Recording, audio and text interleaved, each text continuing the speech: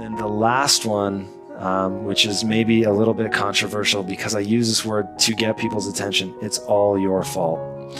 What I mean by that is you always can control the outcome of anything. So the example I give to people, do I have time to give you? Of course. Okay. So the example I give to people, and this is something that I do in the interview a lot, so that people understand how we think at Quest. And if they think it's crazy, I tell them, if you think this story is crazy, you should turn and run in the opposite direction. You will hate it here. But if in hearing it, you're like, oh my God, I want to be around people who think like that, then you'll get us after hearing this story. It goes like this. My wife is British. That's actually true. Let's say that she was at home visiting her family in London. She's in the bed that she grew up in. The doors are locked, the alarm's on, her mom's there, she's safe and sound. Right at that moment, a meteorite comes screaming through the atmosphere, crashes into her bedroom and kills her. Whose fault is that? Now, every time I ask that question, once people stop trying to guess at what they think I'm going to say, and they just give their answer, they say, it's nobody's fault, divine providence, fate, force majeure, dumb, blind luck, however you want to sum it up, but that. And my answer is no, it's entirely my fault. And the reason it's my fault is because I know that there's a group right now that track what are called near-Earth objects. That's very true, by the way. They're trying to find some way to knock them off course. So if it could be something truly dangerous, so whether it's a laser beam, a planted nuclear explosion, whatever it is, something to bump it off course so it doesn't collide with Earth. I've never sent them an email with encouraging words. I've never sent them a dime of my money. I've never called them up to give them any ideas, nothing. And I know they exist. Now, I think that's smart because the likelihood of my wife being killed by a meteorite is very, very low. I'd be much better off focusing on car safety or something like that.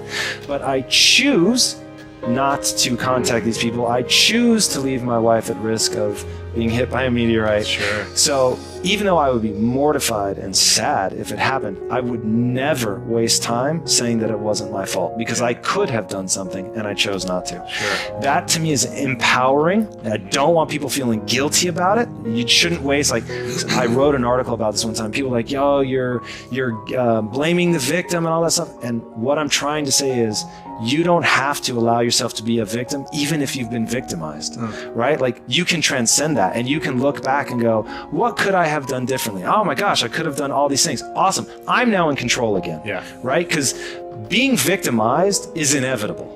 But being a victim, that's a choice, right? It's like pain is inevitable, suffering's a choice. Yeah. So once I freed myself from the belief that I couldn't break out of certain things, like everyone told me, dude, your mom and your sister, like, they've got to want it. People kept saying that, they've got to want it, they've got to want to change. And I was like, I reject that because they're going to die. Like, they clearly don't want it. So, but I'm not willing to accept that I'm going to lose these people who I love so much. I'm not willing to accept that. So I'm going to acknowledge the human condition, which is that they eat for pleasure and not for sustenance. So I'm going to give them food that they can eat for pleasure that's good for them. And my sister's lost 120 pounds. Wow. So it works, right? And my sister owns that. Like, she did the hard work. Like, she put the grind in. She should be super proud of herself. But at the end of the day, it was born of me not accepting that that I had to wait for her to make that choice. You took the responsibility. Yeah, exactly. So just paint that to any area of your life, whether it's you want success, it's not happening because your boss is or whatever. No, your boss may be but you haven't learned how to persuade to do what you want. Right? Which is how I think, which is why I say I want to be a Jedi. Because I want to be able to persuade people to do things so that I can move the ball forward on the big goals that I want to accomplish. And just own it. You can always change something. I'm fascinated by martial arts. I'm fascinated by comedy. I'm fascinated by many, many different things. I don't understand when people say they're bored. Because if I had the time to live 100 lives, I'd be speaking different languages, I'd be living in different countries, I would try a number of different careers, because I think there's a lot of unbelievably fascinating, puzzling, complex things that you could study in this world. That's just me and my personality, but that's a personality also that I've cultivated over years of challenges. Were you like that as a kid too? Well, I was involved in martial arts very early, and I think that is one of the things that motivated me to explore difficult tasks, because through difficult tasks you learn an incredible amount about yourself, and you through the fire of competition you get to understand motivation, you get to understand the resistance that you have inside your mind to doing hard work, you get to understand the rewards of discipline. Like, you don't truly appreciate relaxation unless you've worked hard. And that is the yin and the yang of life. And I've said this to the point of people getting sick of it, but one of the worst decisions a man can make, I can only speak for men, obviously, is to be comfortable. I don't think you should try to be comfortable. I think what you should try to do is try to earn comfort. And if you can get a day off where you've worked hard and you've accomplished goals, that day off will be so sweet. When I work hard and I sit in front of the TV, I enjoy the shit out of it. I put my feet up, I have a nice drink, I enjoy my free chairs time. that knids your back or something like that? I do have one of those. Do you really? Those are great. They're great, right? Yeah. I don't use it that much though. Honestly, I'm more of a workaholic than I should be probably. If the balance was, I probably should relax more than I do, but I never feel like I earned it. But that's part of the reason why when I do feel like I earned it, I can enjoy it. It's because I am more connected to the idea that I need to accomplish things, and it's not like for anybody else's benefit other than my own, or anybody else's approval other than my own. When I have a task, whether it's today I'm going to write 1,000 words, or 2,000 or whatever the number is. If I don't do that, I write things down. Like I'll write down a list of things that get accomplished that day.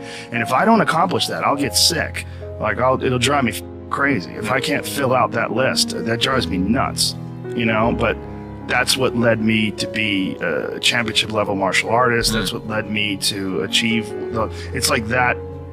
It's the reinforcement of those goals, like understanding that you can achieve those goals. It's going to be difficult. You're going to push through the difficulty, and then you're going to understand what difficulty truly is, and how much of it is just mental, how much of it is just in your mind. This adversity to difficult task or to struggle, and a lot of people have that. They're scared. They're scared of complications. They're scared of failure. Failure is a big one that people are afraid of, but failure is one of the most important things you could ever have as far as like the motivation to do things differently.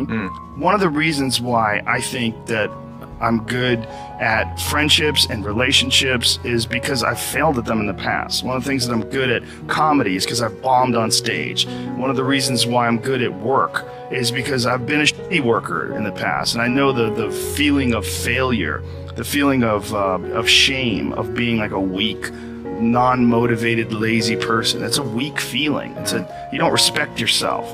And I have this phrase that I use all the time to people to try to motivate people. I say that be the hero in your own movie. Pretend that if your life was a movie and your life started now, what would the hero do? What would the person that you respect do? What would the person that you admire, the person that inspires you, what would they do? Well, do that. And if you do that, you slowly build momentum. You today I did what I wanted to do. Today I started a class in yoga. I did this. I did all these things that I was saying I wasn't going to do. And now I feel momentum. And momentum is a very important point in people's lives. That's why some folks don't like to take days off, because they feel like they're losing momentum. And they sort of have to restart the wheel up again after a vacation. What I want you to do is I want you to think of your brain not like you're actually in control of your brain, but actually rather think of your brain like a stubborn horse or a stubborn elephant. And I want you to take on what I call the chariot riding frame. And what that means is that a guy who's good at pickup is like the charioteer. He's good at smacking on the horse. And what happens as a result of that is that you have to learn at coaxing the horse to go to where you want it to go. So let's say that I'm going to come out on the coldest day of the year to record a video blog. I say to myself, you know what, I'll just show up and we'll see if I like it, if I can do it, and I can always go home if I want to go home. And once I'm out here, it's like, f it, who gives a shit? I should start to have fun with it. It's kind of frightening. I feel like I'm literally about to die, but we'll wrap this quickly. Likewise, say I'm going to go to the gym and I'm not feeling well. Maybe I'll just say, you know what, dude? I'll just warm up. And if I could just warm up, then good enough.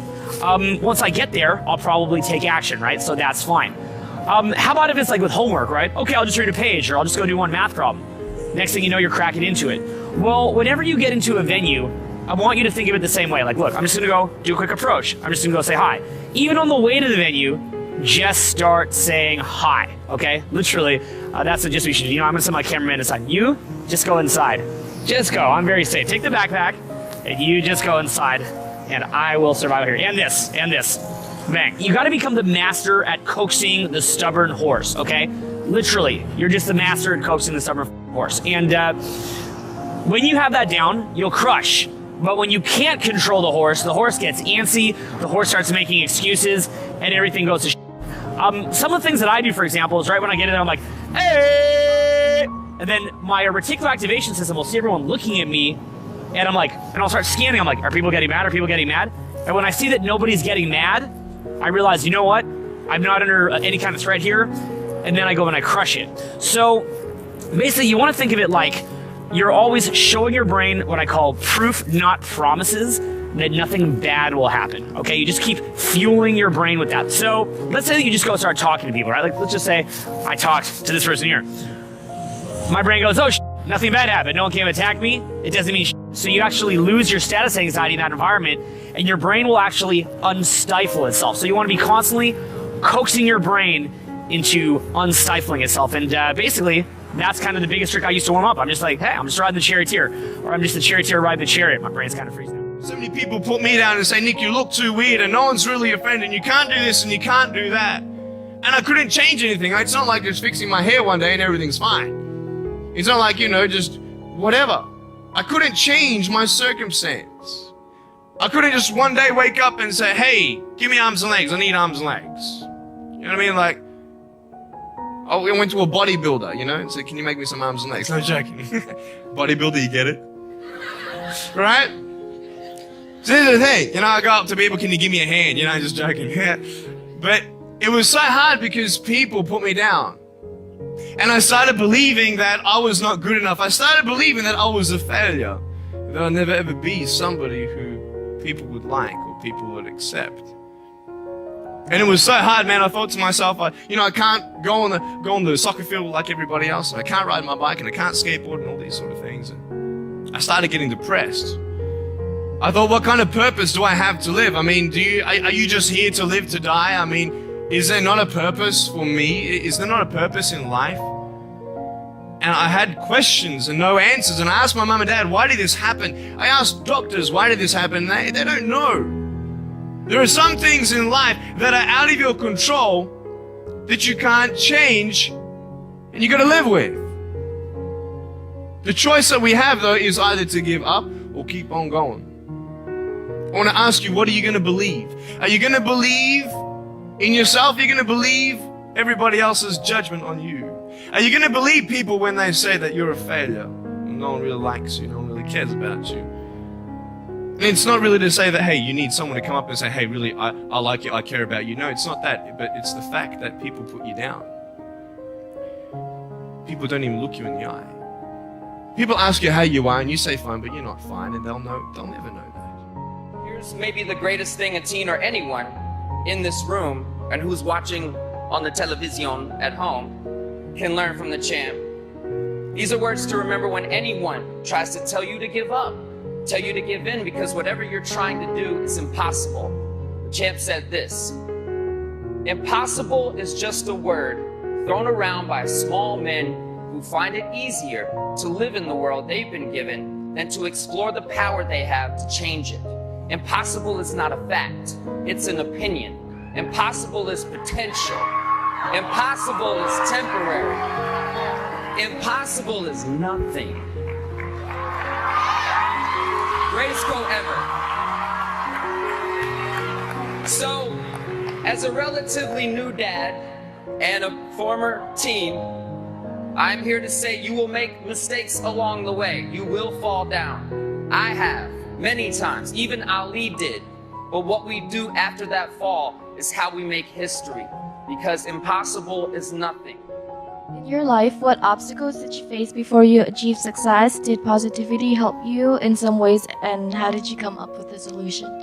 Wow, that's a good philosophical question. We all have adversity in our lives. I doubt if you really, if you know somebody, any friend or anybody that you talk to, there's no lack of adversity. And by the way, that's good, because it's what teaches us how to get back up. You fall down, you get back up. It always happens. And, you get certain gifts in life and you want to take advantage of those.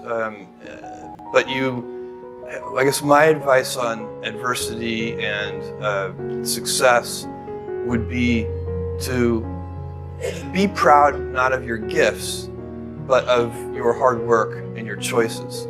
So, you may be, the kinds of gifts you get in life, you might be really good at math. It might be really easy for you. That's a kind of gift. But practicing that math and and taking it to the next step, that could be very challenging and hard and take a lot of sweat. That's a choice. You can't really be proud of your gifts because they were given to you. You can be grateful for them and thankful for them. But your choices, you choose to work hard. You choose to do hard things. Those are choices that you can be proud of. How easy is it when you go practicing now to have what your mindset? Is it to improve, or is it just to keep winning? Or because it's, personally, I found it very difficult at some point. Yeah, no, for me, it's always to improve. And I've had some tough losses this year. But those losses, I think, were necessary, and they helped me to work on my game. It forced me to see that I need to get better at this, I need to get better at this and this. And now I've gotten better at it. So. Why are you here? What's your reason for being? Why do you get up in the morning? Most people don't have a clue. Pay the bills, keep a roof over your head. I think we have to reflect on, who am I? Why am I here? What drives me? If I died today, what 3 words would I want said about me if I died today? You know, what is it that defines me? You know, and how do I define myself? Most people allow their circumstances to define them, as opposed to defining themselves and how they're going to show up in life. And so my mission is to help people to connect with the power they have within, their greatness. When you're pursuing your greatness, you don't know what your limits are, so you act like you don't have any. And when you live from that place, you can now be able to make a greater contribution and make a greater impact with your life. When I was 25 or so, I probably weighed about 138 pounds. I smoked like a pack of cigarettes a day. I drank tremendous amount of alcohol. I was from northern Alberta, this rough little town up in northern Alberta called Fairview, and there were long winters there, and my friends were heavy drinkers, and most of them dropped out of school by the time they were 15 or 16, went off to work on the oil rigs, and it was a rough town, and we drank a lot. I started when I was 14, and so I had a lot of bad habits, let's say, and things that were, and I wasn't in great shape physically, and I was also still intellectually obsessed by, as I am now, and so that would have been in 85. But I decided around then, about 85, 84, something like that, maybe a little earlier, that I was really going to try to get my act together, and so I started doing that.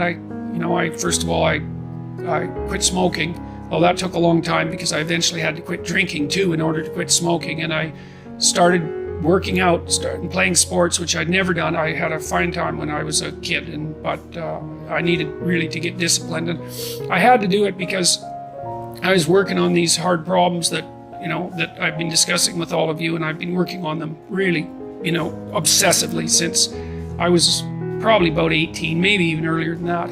Got to the point around 25 when I was in graduate school trying to get my PhD, so doing all my research. Like, I published 15 papers by the time I graduated with my PhD, which was by a fairly large measure the most papers that any graduate student at that time had ever published at McGill. I think that's right. Might have been twice as many, or maybe twice as many, maybe even 3 times as many. And at the same time, I wrote Maps of Meaning, which was a terribly difficult thing to do, because I was writing about 3 hours a day doing that, and I couldn't do all that and continue with my misbehavior, my sort of, what would you say, my